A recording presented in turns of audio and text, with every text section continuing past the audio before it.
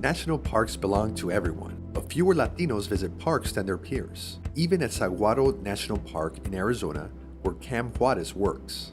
Only 2% of the visitation rate was Latino, in a community that is upwards of 44% Latino. When we ask people, why do you go, why don't you go to a national park?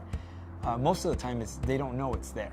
They're not aware of it. And there are cultural barriers too. There's a lack of cultural relevancy at the park. The notion was that the Park Service was not inviting to people of color, Latinos specifically. They don't see themselves reflected in the staff. Saguaro National Park hired Cam to increase community engagement and reflect diversity. So the first thing that the Park Service decided to do was to change the face of the park staff and make it more diverse.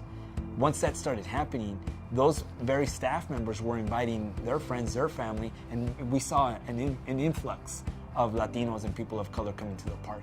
They didn't stop there. They had a Dia de los Muertos procession, they gave free park entry on Cesar Chavez Day, and host kids hiking clubs.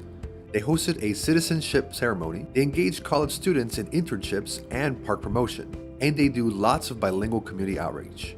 You know, when you have materials that are in Spanish or in other languages that are relevant to the community, when you have programs that specifically talk about maybe Latino investments in the Park Service or in public lands, when you have people from the community coming to the park and telling their stories, then at that point you're meaningfully engaging that particular community. Latino park attendance is up.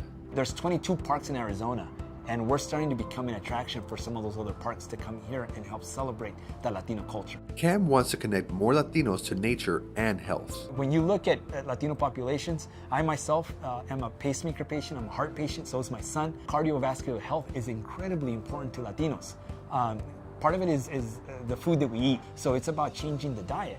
So we're now talking about having a food festival, you know, or a campesino market, if you will, at the park. It's about getting creative and looking at ways of really changing tradition.